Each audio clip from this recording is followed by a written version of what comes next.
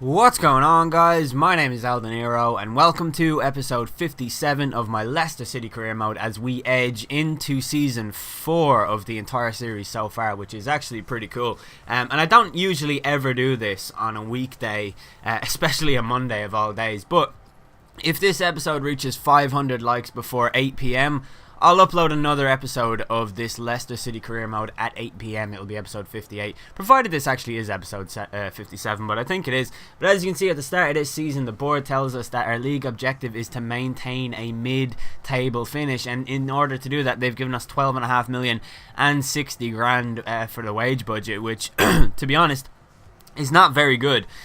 This is a season that I want to win the league because we finished in 5th place last season and we missed out narrowly on a Champions League spot, and that really upset me. So this season I want to ensure that that doesn't happen, and I went to the board. I said, if I qualify for the Champions League, I figured I know how the game allocates a budget based on what your targets should be, so I thought that I would just try and artificially enhance what my target should be, and I asked him for 10 million, and we got a bid for Luca Ante from Torino, which I happily accepted because he's homesick and it's really time for him to go home right now.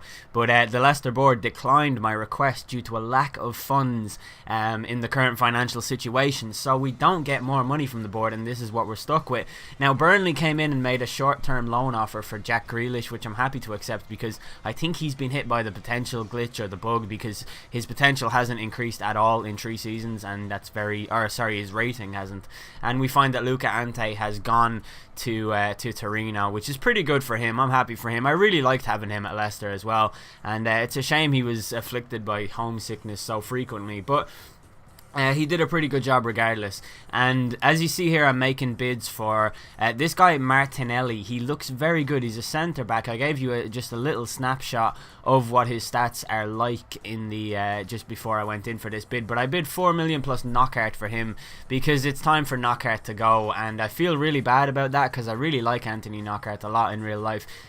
He's probably one of my favourite Leicester players, but in this game I just have no use for him really because I have too many wingers, and Valère Bresson is our scout future star who happens to be a right midfielder, so I really want him to get into the team and start improving straight away because I want him to be like an actual star and a new legend in the series and stuff. So our initial bids for these players, Padelli and Martinelli, were knocked back, and I was just trying to come up with a way to get rid of a couple of players that we have and make an offer that was substantial enough for these teams to accept. These are regens, but I think they look very good. And it's about that time in the series where regens like this start popping up everywhere, and it's important to get in there early and sign them before the likes of Real Madrid do. So we made another contract offer for Matteo Padelli and also for Martinelli because they just look decent enough. Newcastle came in with an offer for Anthony Knockaert, which I upped to 3 million and said, if you give me that, you can have him, because obviously we need to increase our financial situation and the state that it's in at the moment. Newcastle actually went ahead and agreed, and then I found out that my bid for Martinelli was accepted from Chievo Verona, which is a little bit annoying because Knockaert was actually part of that deal. So I tried to wrap this up ASAP, a £5 million bid plus Knockaert for this player, and I offered him an important first team player role. I thought for a 19-year-old he'd appreciate that, and it would be a little bit of a step up for him, but he actually declined the contract offer, which just makes the bid last for longer than it should do. So I offered him more money. I offered him an extra year and a clean sheet bonus, but I still kept him as an important first team player. So we'll see how he goes about accepting that contract. Then we go into our first preseason friendly game, and this is the only preseason friendly game I'll show, and you're about to see why I showed it. You'll notice that this is an entirely different formation to the one that I usually played. I wanted to give Valère Bresson a game. I wanted to see how good he was. His stats will be in this episode, by the way, if you are interested in seeing them. But other than that, I actually went and I made myself a little custom tactic for this game just to give that a go, because it's something that has been lacking from my game in this game in FIFA 15 essentially. So it's something that I do want to try and bring in, and this is what I did. This is like a look at the overall aesthetics of what it was, but this moment here in the 4th minute was a result of Baraghi on his debut playing a nice ball into Ince, who looks up and plays it into Luis Muriel, and that's like a very basic kind of a goal, but the thing that impressed me most about it was the run that Luis Muriel made into the box. It was a good run. And it's the type of thing that I find in this game is really hard to come by. Strikers making good runs if you're not playing on the counter-attack. But that's why I play so frequently on the counter-attack. I actually find it really difficult to get strikers to run into channels and stuff. And, excuse me. I'm so sorry for this. This is day 14 of my cough. I'm pretty sure I have to go and get an antibiotic, but I'm just trying to avoid that situation. But just past the half-hour mark, Bittencourt made it 2-1 as he pulled a goal back for Hanover, which was a little bit frustrating. But again, it's a pre-season friendly. I really don't care. I was just using this game to test my custom tactic.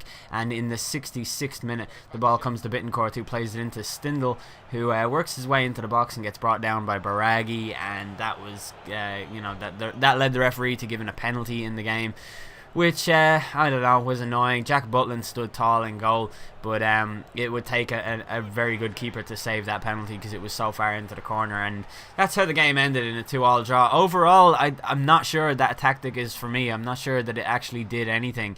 I think maybe you'd need a very dramatic increase in the speed and things like that to notice a difference, but I'm gonna try and toy with the formations this season.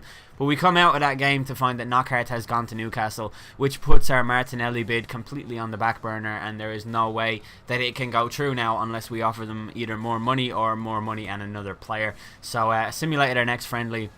And I also made an inquiry about this guy, Maxime Lestien, who they want 9 million for. He plays for Genoa. He's a left winger. I believe he's from Belgium. And I went in and I offered 5 million for him. I wasn't sure if I actually wanted him or not. And this is a huge problem I have in transfer windows, is my indecisiveness. It's just something that, I don't know, it really annoys me. But Sheffield United made a bid for Luke Daniels, the glitched goalkeeper who wasn't glitched for us. So I accepted that because signing him was a mistake, really. It was a stupid idea and I shouldn't have done it. But Genoa rejected our first offer for Lestien, so we offered 7.5 million next. And again, I wasn't sure if I was actually going to go through with this bid.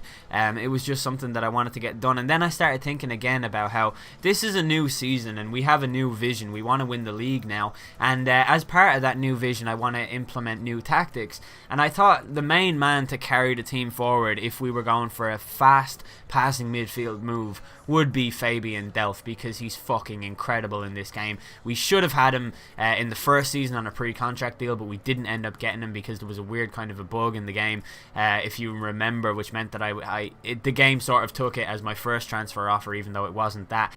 Then in the second season, or at the start of the second season, we got Ki Sung-yong in instead, which I don't regret doing. I really like Ki Sung-yong and he's been great at the club, and in order to do that, it allowed us to move money around elsewhere, and it just, I don't know, it led to an easier transfer window. But I offered them 6 million plus Ki Sung-yong after they rejected our initial bid of Rohan Ince plus some money, because I thought Rohan Ince, he's valued at 4 million. I thought clubs would kind of be jumping at the opportunity to get him.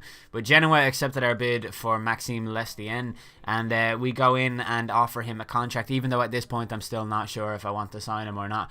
He looks very good by all means, but without a full scout report or anything, it's a little bit difficult to say. But we got a loan offer for Saido Berahino, who has grown a total of 1 rating in 3 seasons as well. I think actually no, 4 ratings I think, but it should be a lot more than that. So Bristol City offered a short-term loan deal for him, and I said yes, absolutely. And Aston Villa just continually knocked back our Fabian Delph bids as I tried to get him in. I guess the higher his rating grows for them, the less likely they are to get rid of him. I think he is actually a glitched player as well. I think his stats go up to insane levels on this game, so signing him is always going to be pretty difficult. But Maxime Lestien rejected our initial contract offer, so I had to go and offer him another one because he wants a bigger role in the squad. And this is something that really hindered this deal, because I have so many players who are unhappy at the end of last season because they weren't getting first team football. Even the likes of Julian Brand, who I should be playing more often, but he just didn't play well enough for me or whatever. So I didn't know that I wanted to bring in another crucial first team player. But Real Betis made an offer for Juan Pablo Diaz to get him on a season long loan, which I happily accepted because I actually think he can be a really good player. He's just, there's not really room for him at the club right now, but there will be, I think. I think he is a good player. And Villa, again, they just weren't having this Delph nonsense. They just weren't doing anything, so I said this will be my final bid. I'll offer them £8 million in total, which I believe would actually smash Leicester City's transfer record for signings. But we got to the stage where Lestien actually accepted the deal, and again I stalled on it. I wasn't sure what to do. And I'm really sorry for you guys watching that you want me to sign players and stuff. But I'm so indecisive. Anyways, we did make a lot of signings in this episode. Most of them were the pre-contract deals arriving. In fact, all of them were the pre-contract deals arriving. But here's a look at the stats of the likes of Butland, Byram. There's Cristiano Baragi's stats. He looks like he's going to be a solid backup left back, and his potential is somewhere in the high 70s, I think. But he'll go to about 80. I reckon we could push it that far. And who else have we got? Valère Bryson, our Scout Future Star player, who looks pretty good, but he does need more agility, I find. Like 81 dribbling is great and everything like that. Even his short passing and his ball control is really good, but his agility isn't at the moment. But it will improve, and he has got a 5-star weak foot and 3-star skills, just to let you guys know. But that is the end of this episode. If you guys want to see another episode later on today, then get this episode to 500 likes before 8 PM, and it will be uploaded around that time. I've been El Dinero. Thanks for watching.